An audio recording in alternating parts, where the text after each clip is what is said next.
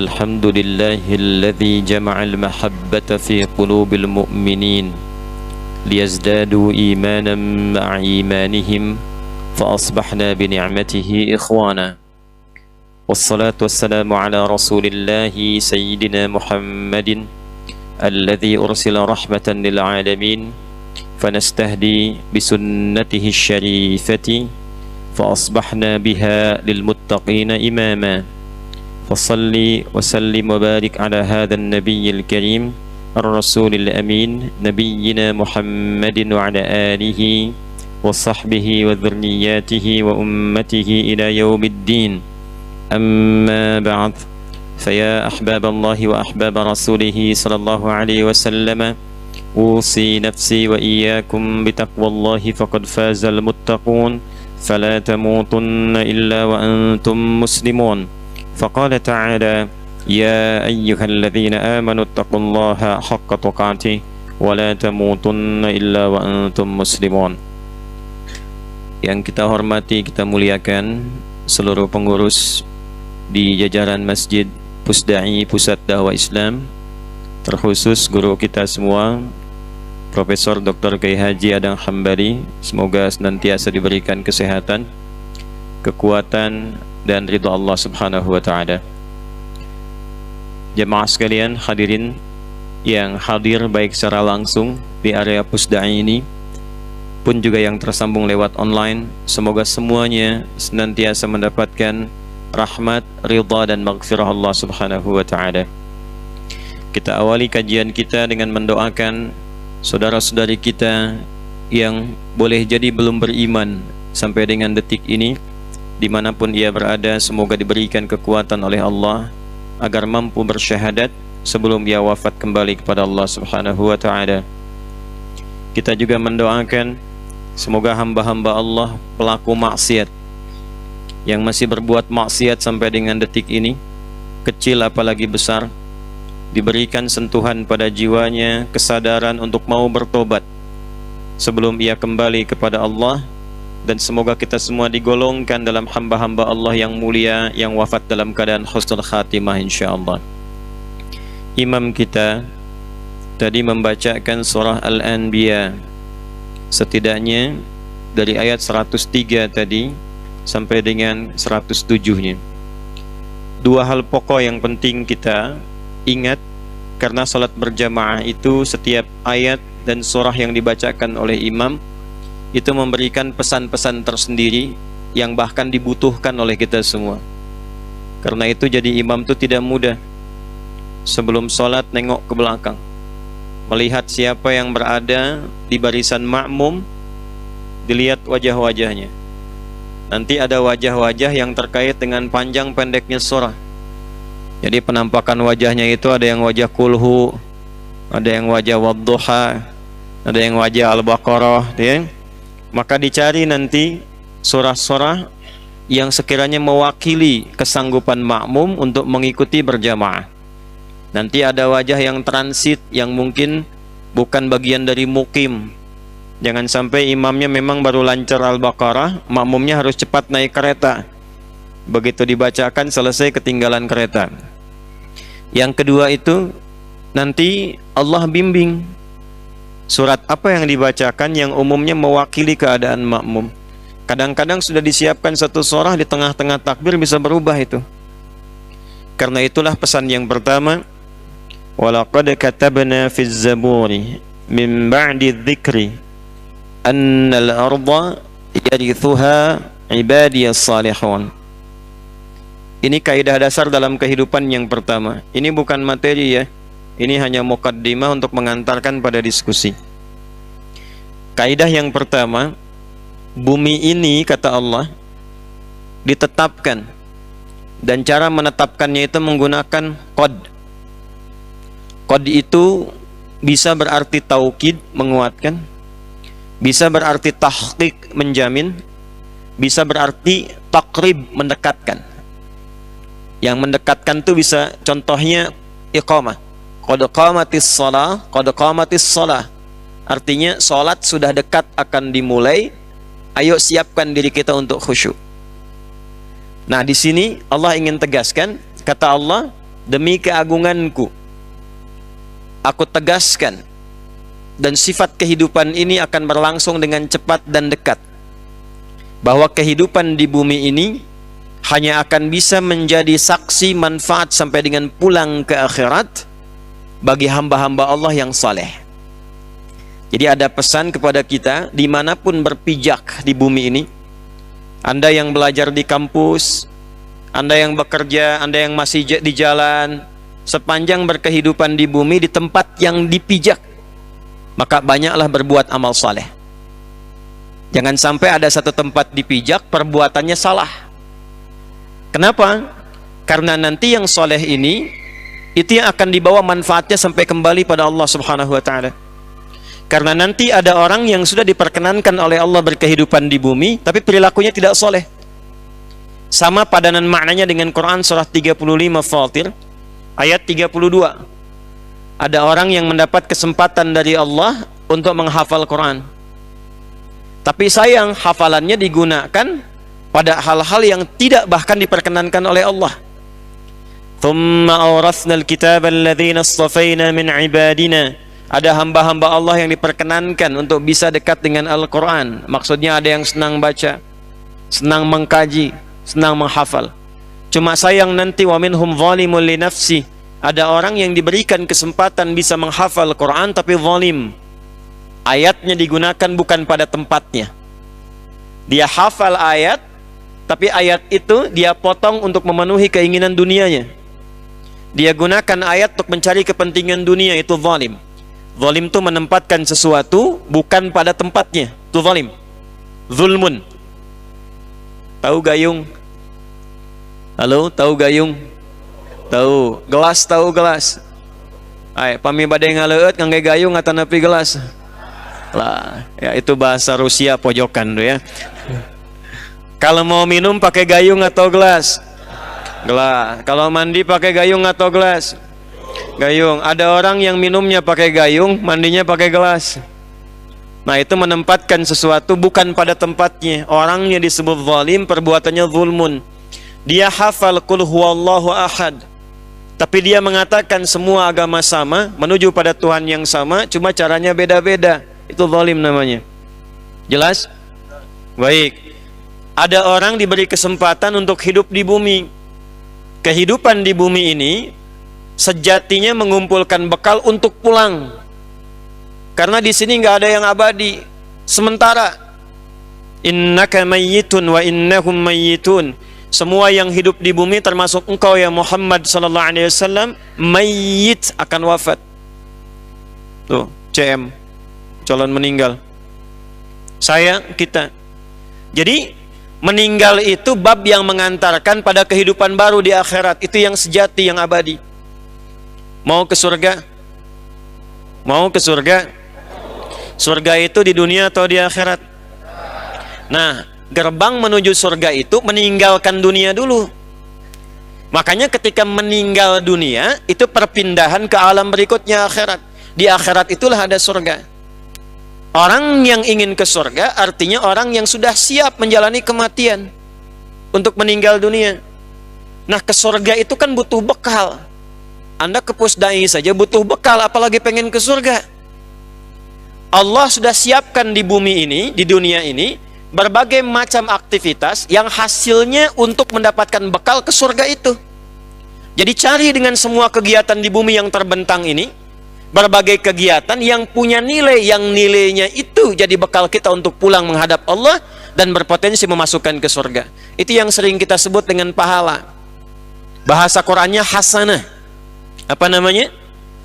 Nah, karena itu kita sering bermohon pada Allah semoga semua kegiatan dunia kita menjadi hasanah, di akhirat hasanahnya dibawa, ditampakkan lagi. Itu yang disebut di Quran surah kedua ayat 201. Wa minhum may yaqulu rabbana atina fid dunya hasanah wa fil akhirati hasanah. Nah, jadi dunianya hasanah, di akhiratnya ditampakkan hasanahnya. Nanti setiap kegiatan kalau jadi hasanah dituliskan pahalanya. 10 kebaikan, 700 kebaikan. Itu yang dimaksud Quran surah ke-6 ayat 160. Man jaa'a bil hasanati falahu 10 amthaliha. Siapa yang mengerjakan perbuatan punya nilai hasanah, makannya bernilai hasanah, belajarnya bernilai hasanah, kerjanya bernilai hasanah, istrinya namanya hasanah, semua hasanah. Maka setiap dikerjakan punya nilai. Mau berpakaian, bismillahirrahmanirrahim, pakaiannya menutup aurat, kalimat bismillahirrahmanirrahimnya menjadikan perbuatan menggunakan pakaian itu berubah menjadi hasanah. Nah nanti, ya sebentar, dipanggil tuh. Nanti kalimat hasanah itu yang melahirkan pahala, itu yang dituliskan di kitab.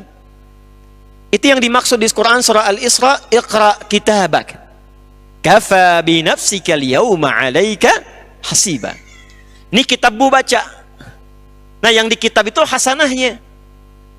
Hasanahnya, apakah kebaikannya ada atau keburukannya pernah dikerjakan? Itu yang ikut pulang.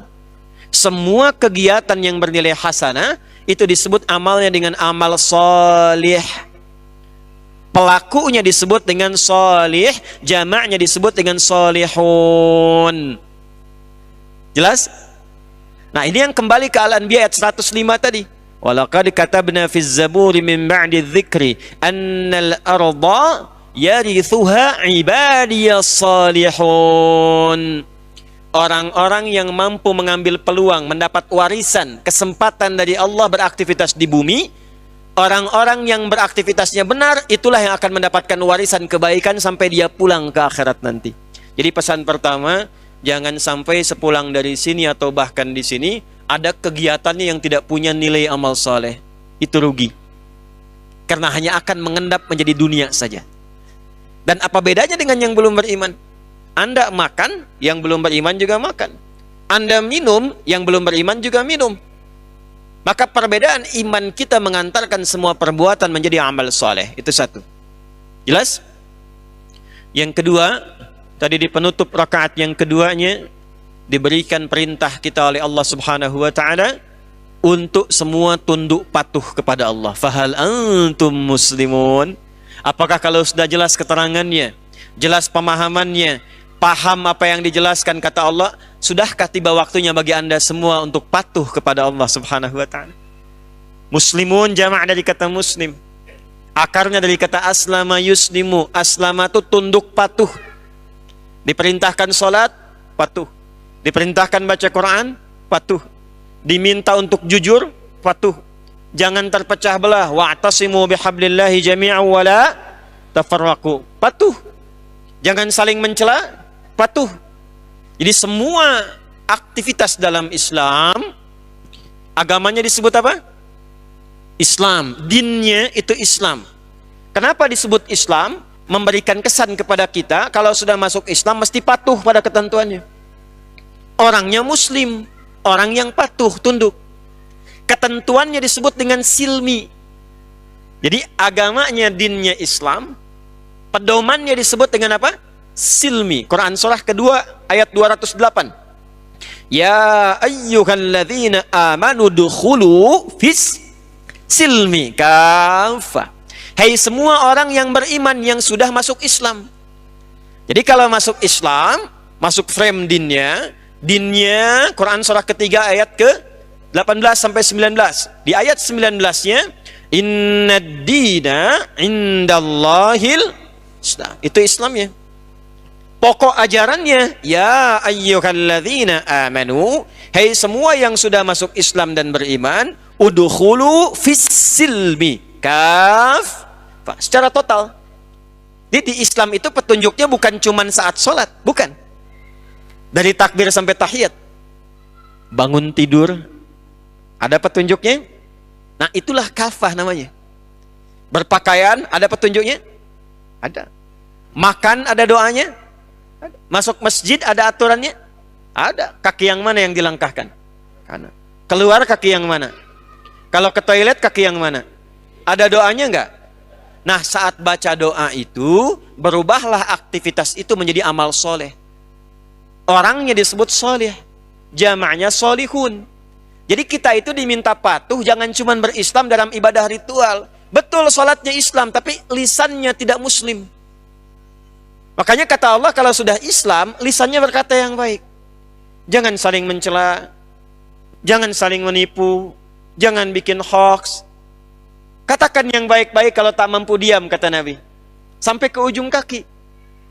Nah, kemudian diminta kita kalau bisa melakukan itu, fahal antum muslimun, kalau sudah jelas, sudah paham, pertahankan itu sampai wafat. Apakah kamu siap untuk tunduk patuh kepada Allah? Itu pertanyaan di rakaat kedua di penutupnya tadi. Siap insya Allah? Halo, siap? Nanti kalau itu bisa dilakukan, maka kita akan memperoleh balasan dari Allah, apresiasi, namanya salam. Agamanya namanya apa tadi agamanya? Islam. Pedomannya apa? Silmi. Orangnya apa? Muslim. Hadiahnya apa? Salam. Salamnya ada di Quran surah ke-19 ayat 15. Wassalamun alaihi yauma wulida wa yauma yamutu wa yauma yub'atsu hayya. Salam itu tenang. Salam itu damai. Salam itu kebahagiaan. Salam itu puncak kesuksesan. Saya mau tanya begini. Sahabat-sahabat Nabi sebelum masuk Islam sifatnya apa? Jahiliyah kan? Coba setelah masuk Islam, berubah menjadi baik atau tidak? Kehidupannya makin tenang tidak? Makin sukses tidak? Perhatikan, tidak ada satupun sahabat yang masuk Islam kecuali semua sukses di bidangnya. Dan mereka semua bahagia. Coba lihat Abdurrahman bin Auf radhiyallahu taala anhu, Utsman bin Affan radhiyallahu taala anhu. Sukses jadi pengusaha. Hartanya banyak. Saya terakhir umrah itu sudah tegak wakaf hotelnya Utsman bin Affan radhiyallahu taala anhu. Beliau kan dulu mewakafkan sumur dengan kebun, dikonversi sekarang salah satunya menjadi hotel. Hasilnya infak atas nama Utsman bin Affan. Umar bin Khattab sukses. Amr bin As sukses. Bilal itu sukses. Kisahnya sampai sekarang abadi. Bandingkan dengan sebelum masuk Islam. Jadi Anda itu kalau sudah masuk Islam, seharusnya bahagia. Ada jembatan kesuksesan yang akan didapatkan. Harusnya lebih tenang. Bilal itu saking tenangnya, dicambuk berkali-kali, nyantai aja. Irtad kata yang nyambuk, ahad kata Bilal. Irtad, ahad. Makin kencang suaranya. Makin kencang dicambuknya, makin kencang suaranya. Murtad kamu, ahad. Murtad, ahad. Bilal. Sekarang coba, apakah setelah berislam sampai sekarang sudah merasakan ketenangan yang membahagiakan itu? Sudah sukses dalam beraktivitas? Kalau belum didapatkan sepenuhnya, boleh jadi satu, saat ini kita belum jadi muslim yang kafah. Jangan-jangan saat sholat muslim, keluar dari situ pakaiannya ganti lagi, aurat kebuka lagi. Akhwat, ibu, ke masjid numpang pakai mukena aja, keluar pakai rok mini lagi. Halo? Maaf ya, maaf. Yang laki-laki sholat, tapi keluar dari sini riba lagi. Betul sholat, keluar dari sini bahkan ada yang tertukar sendal. Mudah-mudahan tidak ya. Tapi sekarang nyata terjadi. Dia baru sholat, baru istighfar. Subhana rabbiyal a'la wa bihamdi. Bahkan subhanakallahumma bihamdika Allahumma gfirli. Barusan taubat, keluar sudah gibah. Tuh imamnya tadi siapa tuh? Iya yang gitu amat bacanya, si amat aja nggak gitu. Nah jadi muslim itu kafah dari bangun tidur sampai tidur lagi, semampu yang bisa dilakukan. Itu. Nanti dunianya salam, wassalamun alaihi yauma wulida, di alam kuburnya salam, wa yauma yamut. Makanya di Islam itu jangankan ayat tentang dunia, ayat tentang kuburan pun ada. Afala ya'lamu idza bu'athira ma fil kubur. Ayat tentang kuburan ada.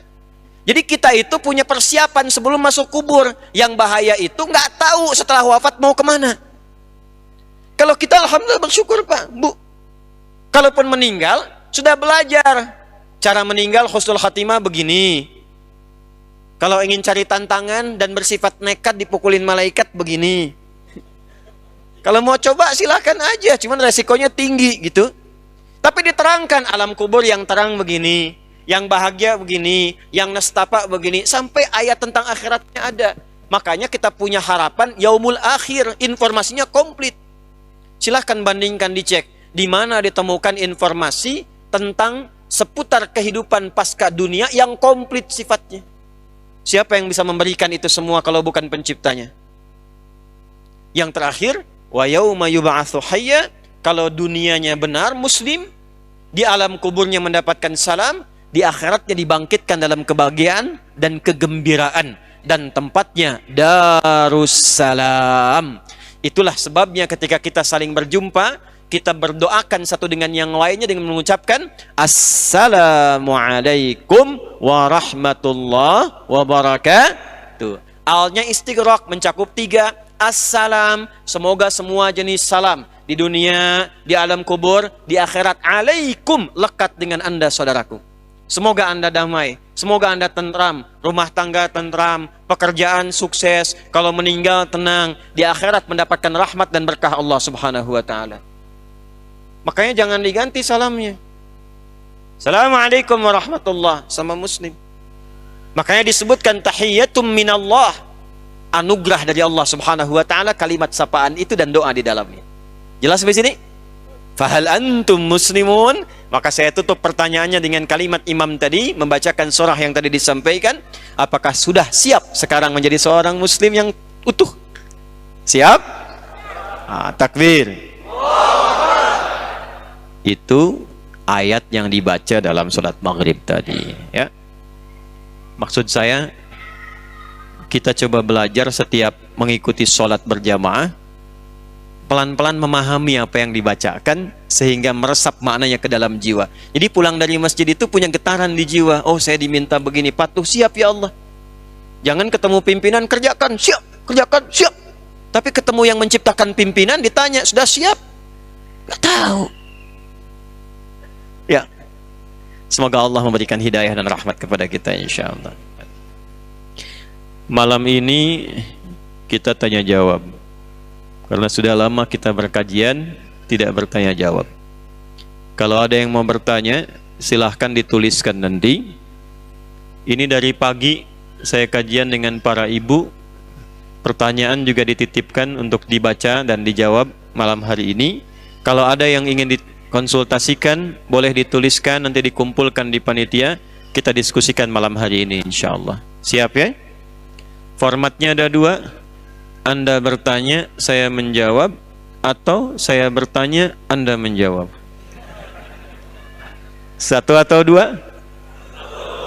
1. Oke. Atau kita robah formatnya. Saya bertanya, Anda menjawab, atau Anda menjawab, saya bertanya. Baik, bismillah. Kita bacakan dulu ya.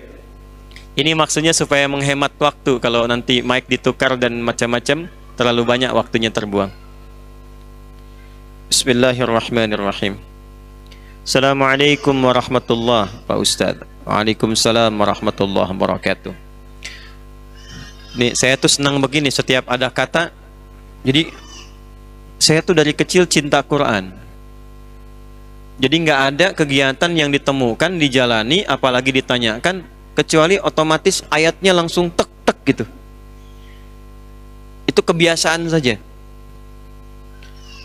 Assalamualaikum warahmatullahi wabarakatuh. Quran surah 4 ayat 86. Wa idza hayyitum bi tahiyyatin fahayyu bi ahsana minha aw rudduha. Kalau diberikan penghormatan, kalian diberikan penghormatan. Penghormatan tertinggi itu dalam Islam kalimat Assalamualaikum warahmatullahi wabarakatuh. Itu tertinggi. Tadi dalilnya sudah saya sampaikan dan maknanya sudah saya kupas. Di situ bukan cuma sapaan, ada doa, ada harapan, ada perhatian, ada ketulusan.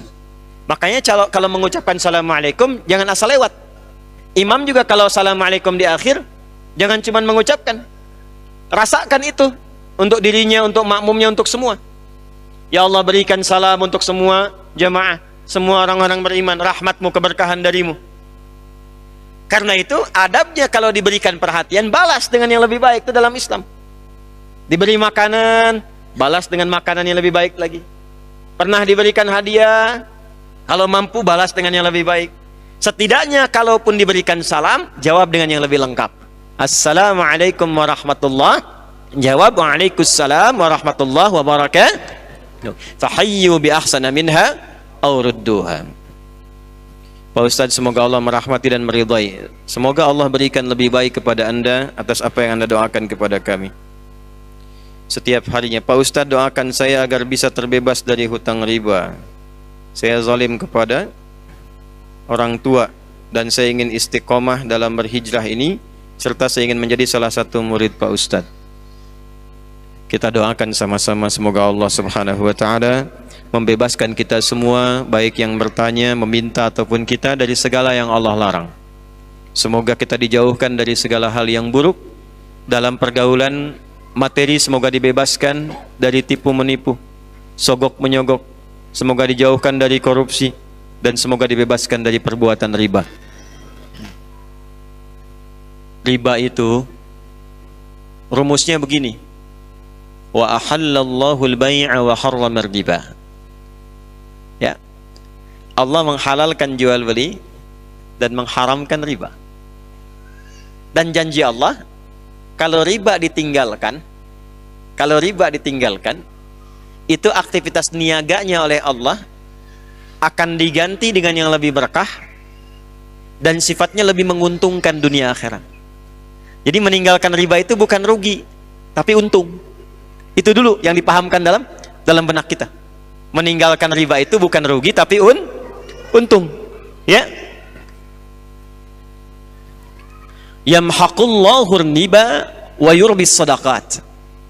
Sebaliknya, orang yang terjebak dalam riba seakan-akan mendapatkan yang banyak, padahal nanti kata Allah akan tersiksa dengan ribanya. Bukan cuma di cicilannya, fikirannya, dan yang terkumpul yang terasa banyak itu nggak ada keberkahannya. Gini. Kalau harta kurang berkah atau tidak berkah, kalau masuk ke perut jadi makanan, nanti itu akan menghambat pusat-pusat kebaikan. Misal, azan terdengar di telinga kan? Allahu Akbar, terdengar tuh. Tapi kalau ada hal yang haram masuk, entah itu dari pencurian, korupsi, sogok menyogok atau riba, masuk ke dalam mulut, diolah, nanti akan menutup bagian fungsi pendengaran kebaikannya. Dia dengar, tapi nggak bisa merespon. Itu yang dimaksud di Quran surah 6 ayat 25, wa fi adhanihim waqra, di telinganya ada sumbatan. Jadi kalau Anda mendengar adzan tapi tidak peduli, padahal Anda mengatakan beriman, coba dicek, baru berbuat maksiat apa sampai telinganya tertutup mendengar kebaikan. Anda pulang dari kantor lewat pusdai, yang ke masjid banyak, waktu sholat sudah tiba, Anda yang lewat situ tapi kok bisa nggak tertarik untuk sholat? Tanyakan, baru berbuat maksiat apa sampai matanya nggak peka pada kebaikan? Mushaf di rumah banyak, dari yang kecil yang masuk saku sampai yang paling besar yang nggak bisa disakuin, tapi cuma jadi pajangan, nggak bisa baca, padahal tiap hari lihat. Tanyakan pada diri kita, pada diri masing-masing, dosa apa sampai nggak bisa baca mushaf itu? Makanya ada ulama mengatakan begini, kalau sehari nggak bisa baca Quran sedangkan di rumah mushafnya banyak, tengah malam bangun, masuk ke ruang tengah, ambil mushaf yang paling besar, jangan dulu dibaca, bentangkan dulu, lalu tanyakan pada diri sendiri, ya Allah, dosa apa saya sampai nggak bisa baca Quran ini? Satu. Jadi kalau ada orang yang sudah diarahkan pada kebaikan belum tergerak, itu cuma dua penyebabnya. Satu maksiat, kedua dunia yang berlebihan. Hubbud dunia, dunia yang berlebihan. Yang kedua, kalau sudah masuk ke perut harta yang tidak halal itu, maka nanti akan menghijab kolbu, sehingga apa yang dimohonkan kepada Allah berupa kebaikan terkadang tidak langsung sampai ke dalam kolbunya. Contoh begini, ini gambarkan aja ya. Biasanya saya kalau ada taklim tuh suka disimpan gelas isinya air di depan tuh. Ini contoh ya. Contoh aja, contoh. Apa saya gambar aja gitu ya? Oh. Ini lebih mudahnya gini. Biasanya sih gelas, isinya air. Cuma ini gambarkan aja gini, bayangkan. Halo? Mana panitia gelas? Ini gini. Alhamdulillah, zakallah khair. Alhamdulillah. Nah, nggak apa-apa mau isinya air bening, kopi, susu, nggak ada masalah. Ya tanpa isi ya tawakal aja nasib. Nggak, memang saya meminta untuk yang tidak ada isinya. Lihat sini. Ini apa? Halo, ini apa? Baik, ada isinya. Tuh, tidak ada isinya ya. Diam, iya diam. Lihat dulu. Kalau tidak ada isi, artinya mudah untuk diisi. Minta kopi, isi kopi. Airnya mana? Diairin. Minta susu, kasih susu. Minta air putih, kasih. Air bening, kasih. Apapun yang diminta masuk karena kosong. Spidol masuk. Apapun masuk. Tapi kalau begini, nih, tutup nih. Minta kopi, masuk gak? Tidak, karena tertutup. Semakin keras penutupnya, ini kertas nih. Tapi kalau ditutup misalnya pakai benda yang lebih keras, ini kalau kita masukkan air, jadi lebih halus, terbuka ada lubangnya, masuk airnya.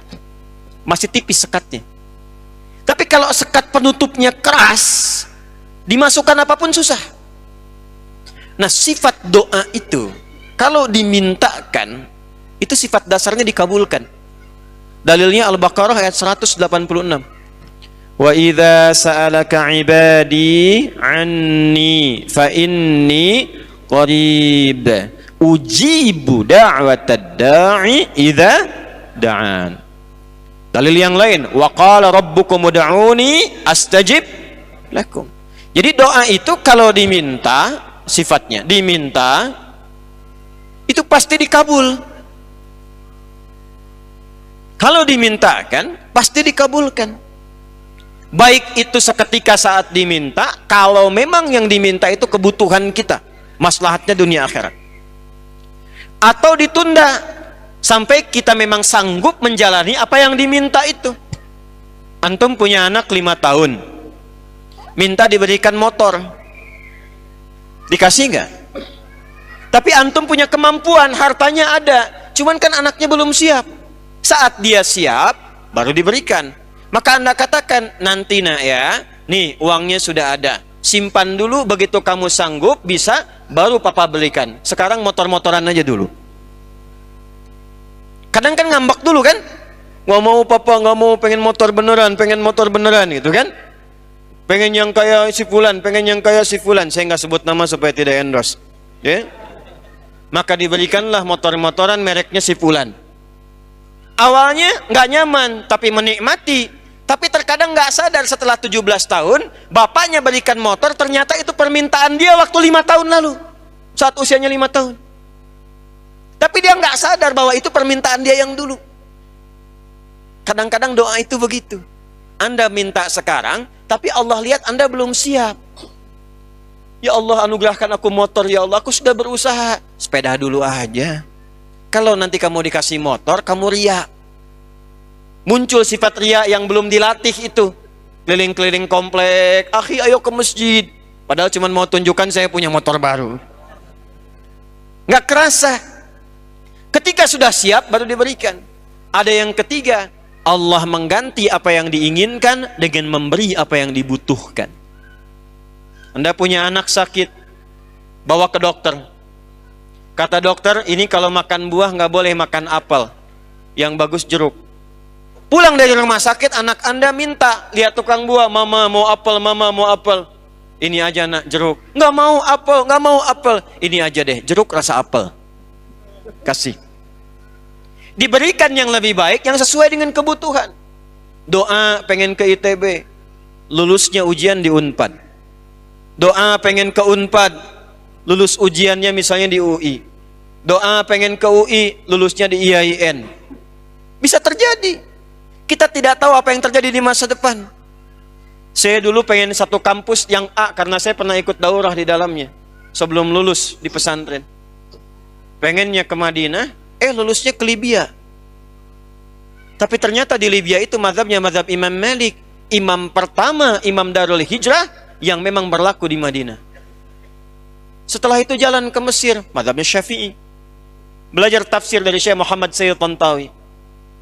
Dari situ berangkat kemudian ke Mekah. Tugas haji, tenaga musiman, mampir ke Ummul Qura, belajar, mampir ke Madinah, dapat Hambali. Pulang lagi ketemu yang Asia Selatan, Pakistan, India, Bangladesh, IPB, India, Pakistan, Bangladesh. Ya. Cina, mazhabnya Hanafi. Jadi kita harap-harap ke satu tempat, kata Allah jangan dulu ke sini, lewat sini dulu. Karena engkau pulang akan menghadapi masyarakat yang bukan bermazhab 1-2. Mungkin di tempat A mazhabnya Hambali, kunutnya tidak pakai kecuali nazilah. Tempat B Syafi'i, kunutnya keras, jahar. Tempat C Hanafi nggak pakai kunut. Kamu akan pulang yang semuanya ada. Yang kunut ada, yang tidak kunut ada, yang nggak subuhan pun ada. Harus lengkap. Kadang-kadang pengennya A, Allah berikan B, mengganti apa yang diinginkan dengan apa yang kita butuhkan. Tapi ada orang yang dikasih nggak masuk, bukan nggak dikabulkan. Jadi Allah sudah kabulkan kasih, tapi mental. Kenapa? Karena cawan hatinya tertutup begini. Ini yang dimaksud hadis Nabi. Thumma dzakara ar-rajula yutilu as-safara ash'atha aghbara yamuddu yadayhi ila as-sama' fayaqulu ya rabb. Faqala Rasulullah sallallahu alaihi wasallam anna yustajabu lidzalika mat'amu haram mashrabu haram malbasu haram wa ghudhiya biharam. Ada seorang menempuh perjalanan panjang, safar. Orang yang safar doanya mustajab. Orang yang safar doanya apa? Tapi syaratnya safar untuk kebaikan. Lebih bagus lagi untuk ibadah. Umrah. Bu. Ya. Saya di Sumatera, Bu, yo. Ini ya. Ibu kalau mau umrah, jangan banyak bikin status, banyak berdoa. Antum yang ikhwan juga sama. Sedang menunggu keberangkatan. Mohon doa dari semua ya. Aminkan.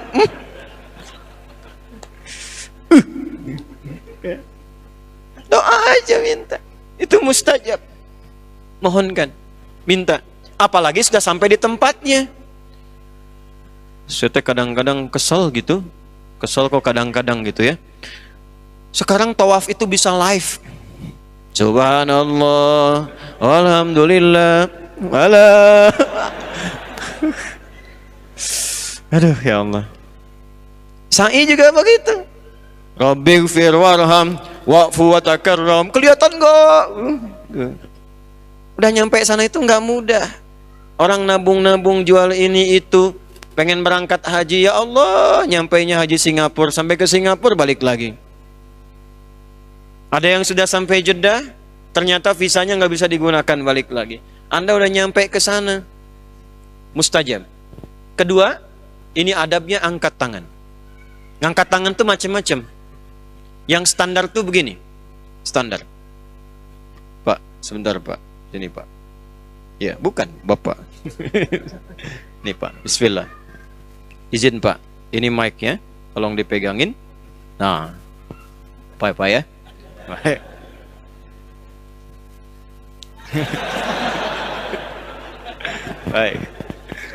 Baik ya. Lihat sini. Pertama, ini tangan telapak 2.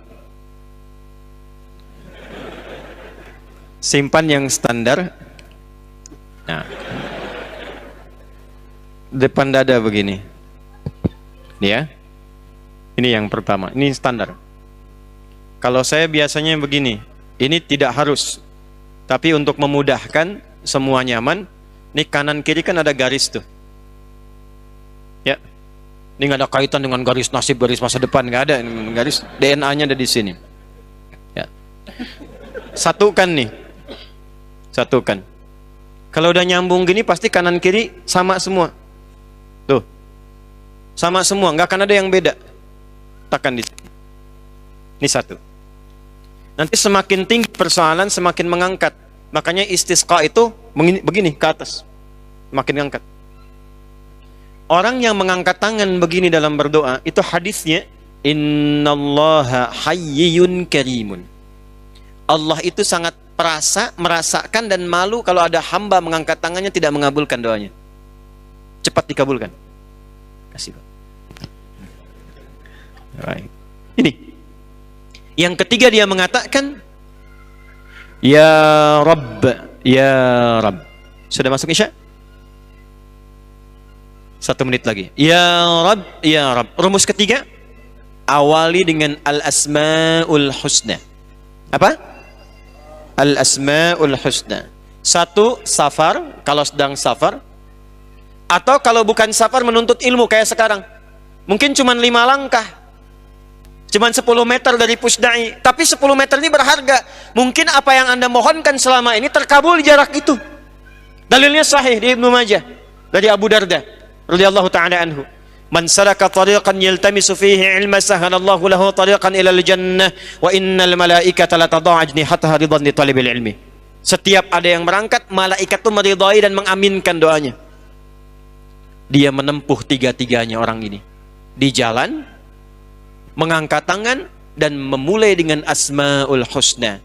Tapi komen dari Nabi, kalau sudah Nabi komen, like, share, and subscribe. Apa komennya Nabi? Kata Nabi, nanti kita lanjutkan setelah menunaikan sholat Isya berjamaah. Karena sudah masuk Isya sekarang ya. Nanti kita lanjutkan kembali. Subhanakallahumma bihamdika asyhadu an la ilaha illa anta astaghfiruka wa atubu ilaik. Assalamualaikum warahmatullahi wabarakatuh.